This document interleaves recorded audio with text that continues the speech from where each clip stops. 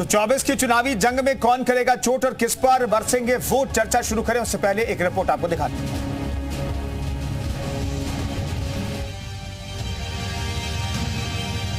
अब पूरा देश कह रहा है 4 जून को 400 पार।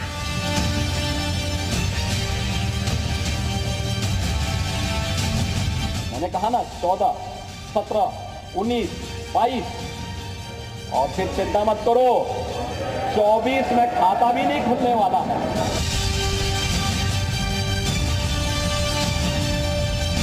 प्रदेश की जो शेष सीटें बची हैं 80 की 80 में बीजेपी ही जीतेगी। विपक्ष पूरी तरह से प्रदेश से साफ हो रहा है।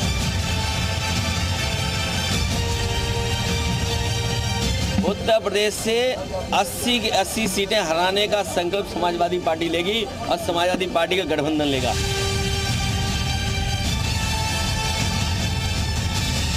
नफरत का कारण अन्याय है और इसीलिए हमने भारत जोड़ो यात्रा में अन्याय शब्द जोड़ दिया है।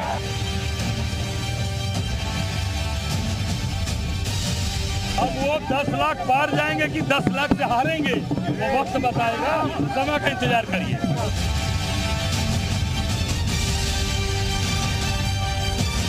करीब 5 लाख ज्यादा वोट से हारेंगे, 5 लाख प्लस वोट से हारेंगे। जवानत नहीं बचेगी।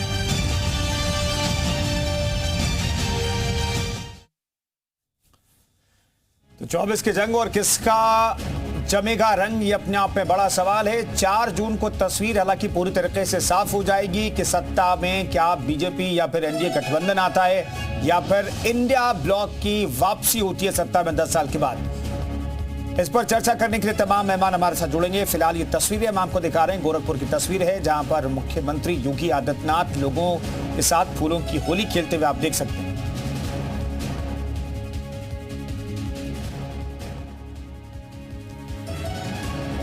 तो होली के रंग के बीच आज चर्चा जरूरी है कि आखिर किसका रंग जमेगा चुनावी नतीजों में। हालांकि दावे तो अभी सभी कर रहे हैं। अल्पना चौहान जी हमारे साथ, नेता बीजेपी के मौजूद हैं, कपिल श्रीवास्तव प्रवक्ता समाजवादी पार्टी के मौजूद हैं, रोहित अग्रवाल प्रवक्ता आरएलडी के मौजूद हैं, सुधा मिश्रा प्रवक्ता कांग्रेस के मौजूद हैं, मनीष अग्रवाल राजनीतिक विश्लेषक भी हमारे साथ जुड़े हुए हैं। तमाम मेहमानों का बहुत बहुत स्वागत है और सभी को होली की शुभकामनाएं। अल्पना जी, इस बार तो कहा जा रहा है भाई उत्तर प्रदेश में सबसे ज्यादा रंग जो जमेगा बीजेपी का, क्योंकि 80 सीटों का लक्ष्य और 80 सीटें जीतने का आप लोग दावा करते हैं। किस तरह की लड़ाई होने वाली है होली के बीच में, इस पर चर्चा आज हम करेंगे। तो कैसे 80 सीटें जीतने वाले हैं आप लोग?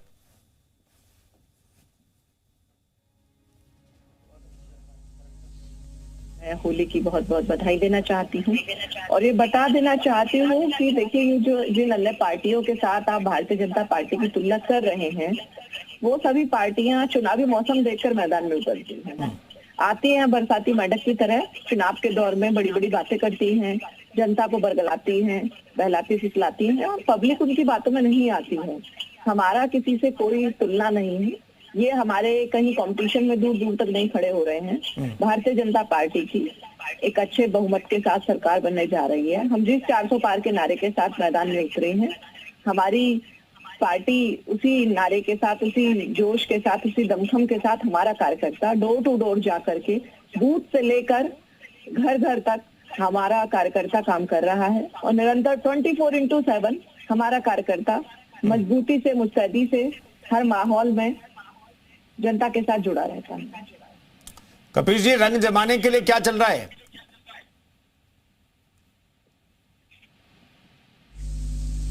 देखिए, समाजवादियों का रंग जो है वो मिला जुला होता है। उसमें हर तरीके के कलर जो है वो एक गुलदस्ता की तरह खिलते हैं और ये आपको निश्चित तौर पे कह सकते हैं कि 2024 की होली टीम इंडिया और समाजवादी पार्टी के लिए सुखद होली है और निश्चित रूप से काफी इको हो रहा है। इसको सही करें। ठीक है पीसीआर प्लीज देखिए, इको हो रही है आवाज। अभी सही था, इको हो रहा है जी, अब ठीक है। तो मैं ये कह रहा था काफी सुखद होली है टीम इंडिया और समाजवादी पार्टी के लिए और निश्चित तौर पे मैं आपको एक बात को कह सकता हूं कि इस होली के बाद जो चुनाव होगा उसमें हम 80 में 80 हराने जा रहे हैं भारतीय जनता पार्टी की लीडेड एनडीए। कपिल जी, मैं लौटता हूं आपके पास, दरअसल कुछ टेक्निकल दिक्कत इसलिए इको हो रही है आवाज, मैं दोबारा आपके पास लौटता हूं। इससे पहले रोहित अग्रवाल जी का मैं रुख कर लूं। रोहित जी, रंग किसका जमने वाला है? पहले उत्तर प्रदेश के सभी प्रदेशवासियों को, देश के सभी देशवासियों को होली की बहुत बहुत शुभकामनाएं। मेरे सभी को पैनलिस्ट को और आपको, देश के सभी वासियों को होली की बहुत बहुत शुभकामनाएं। देखिए, अब होली का समय है तो इसलिए थोड़ी सी मुझे लगता है कि मिठास घुलनी चाहिए। तो जिस तरीके से कपिल श्रीवास्तव जी ने शुरुआत की थी और उसके बाद सिस्टम ने ही उनका साथ नहीं दिया, तो ये दिखाता है कहीं ना कहीं कि होली पे इंडिया गठबंधन की कितनी फीकी गुझिया हैं जो उनका साथ देने को तैयार नहीं है। देखिए, जनता जानती है कि इंडिया गठबंधन अपने अस्तित्व की लड़ाई लड़ रहा है और खुद कपिल श्रीवास्तव जी और समाजवादी पार्टी भी जानती है कि इंडिया गठबंधन नाम की कोई चीज बची नहीं है। पहले ओम प्रकाश राजभर जी गए, राष्ट्रीय लोकदल गया, पल्लवी पटेल जी गई, इनके खुद के विधायक चले गए, इनके खुद के नेता छोड़ के चले गए, चाहे वो सलीम शेरवानी साहब हों, चाहे वो स्वामी प्रसाद मौर्य जी हों। और अब स्थिति ये है कि बदायूं से सुनने में आ रहा है कि जो समाजवादी पार्टी के चाचा हैं, जगत चाचा जो हैं, वो भी चुनाव लड़ने को तैयार नहीं है। तो ये दिखाता है कहीं ना कहीं कि समाजवादी पार्टी आज अकेले खड़ी हुई है और इसके पास अब कोई ना नियत बची है, ना नीति बची है और ना ही नेता बचे हैं। तो ऐसी स्थिति में कहीं पे चुनाव दिखाई नहीं। रोहित जी, देश की सबसे पुरानी और सबसे बड़ा विपक्षी दल जो है कांग्रेस, तो समाजवादी पार्टी के साथ बहुत इंटैक्ट है। नहीं, देखिए, बिल्कुल ठीक बात है। मैं भी मानता हूं कि देश की सबसे पुरानी पार्टी है कांग्रेस, परंतु कांग्रेस ने अपनी जमीन खो दी है।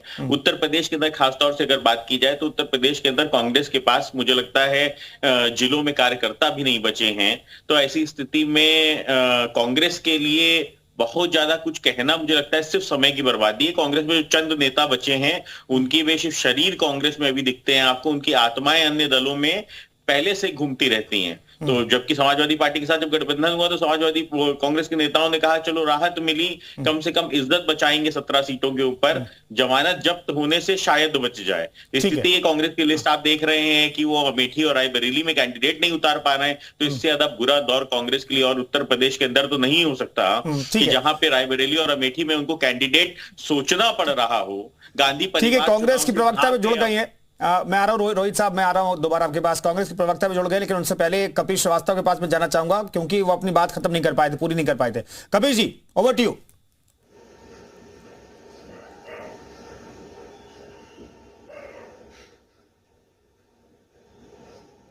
कपिल जी, आवाज मिल रही है आपको? मैच नहीं हो पा रहा। हाँ, आवाज मिल रही है आपकी। कहिए सर, आपकी आवाज अब आ रही है, आपकी बात पूरी नहीं हो पाई थी, कहिए। ओके, हाँ बिल्कुल, ठीक ठीक।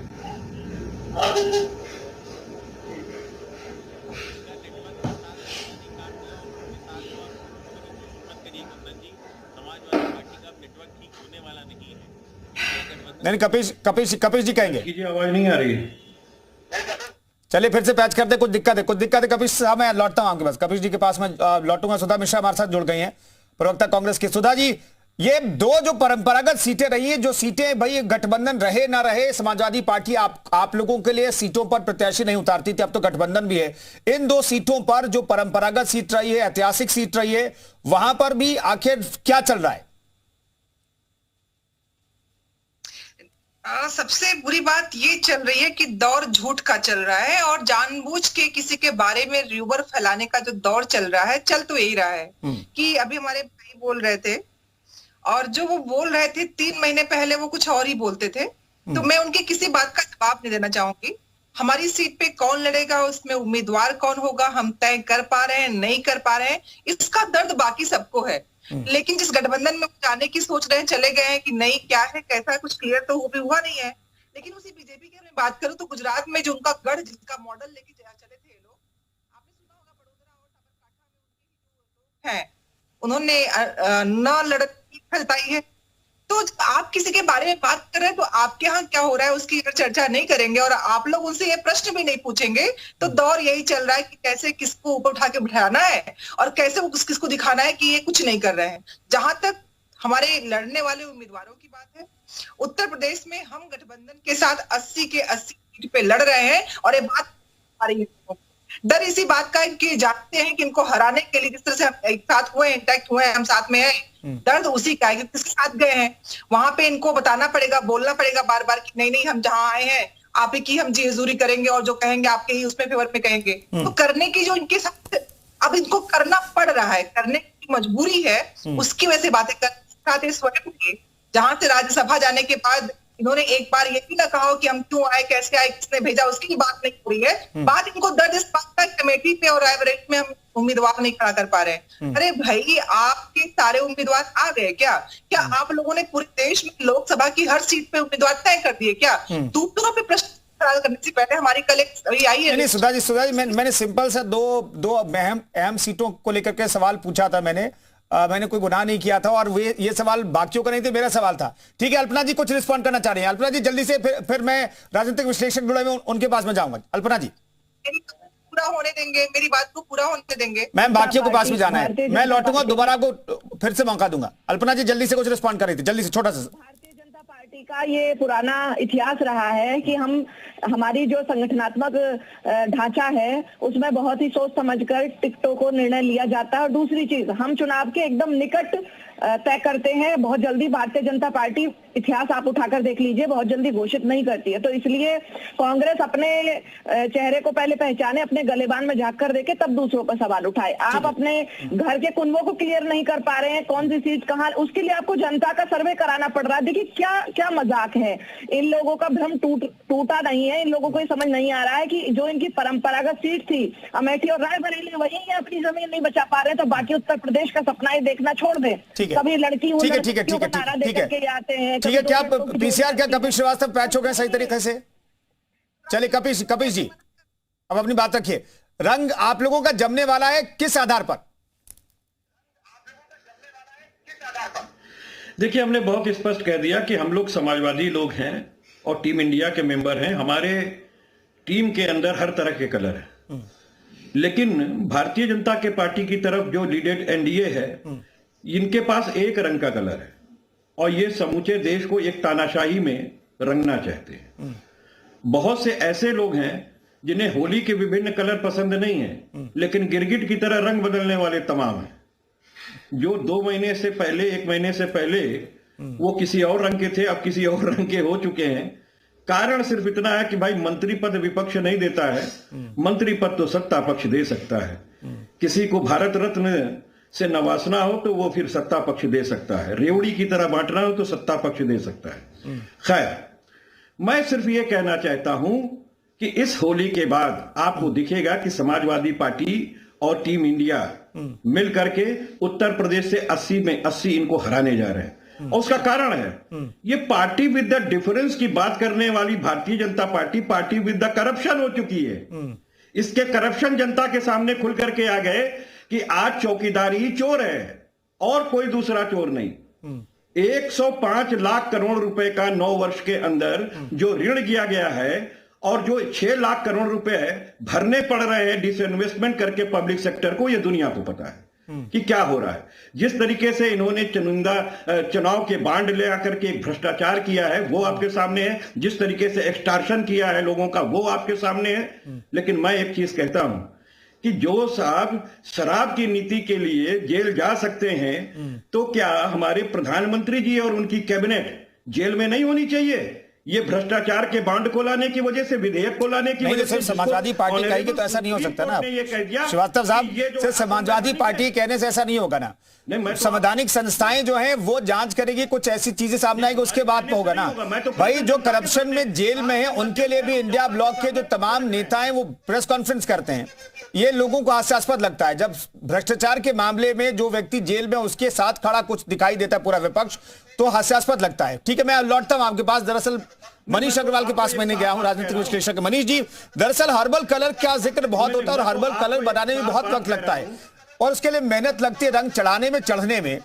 मेरा सवाल यह कि विपक्ष और सत्ता पक्ष दोनों की अगर मेहनत को हम कंपेयर करें तो कहां पर दोनों का आप देखते हैं, आंकते हैं? आप मुझे पूरी बात कहने दीजिए, आप बीच में इंटरप्ट क्यों कर रहे हैं? आपको बताना कपिश जी, मैं आपके पास 3 बार गया, टेक्निकल इशू था। मनीष अग्रवाल के पास जाता हूं, फिर मैं आपको मौका दूंगा। कपिश जी, हम एक दिन डिबेट नहीं करते हैं, हम एक दिन डिबेट नहीं कर रहे हैं कपिश जी। मैंने आपको पूरा मौका दिया और आपको देता हूं। मनीष जी सर, मैं लौटता हूं, दोबारा दूंगा मौका। अरे गुस्साइए मत, बुरा मत मानिए, होली है। बताऊं, इस समय जो है केसरिया रंग थोड़ा सा ज्यादा हावी लग रहा है विपक्ष के ऊपर, क्योंकि मैं आपको कहिए सर। कुंदन जी मैं बोलूं? जी मनीष जी। कुंदन जी, मैं आपको थोड़ा डेटा से बताना चाहता हूं कि जब उत्तराखंड नहीं बना था तो उत्तर प्रदेश की 85 सीटों में से कांग्रेस एक बार 83 सीटों तक जीती है।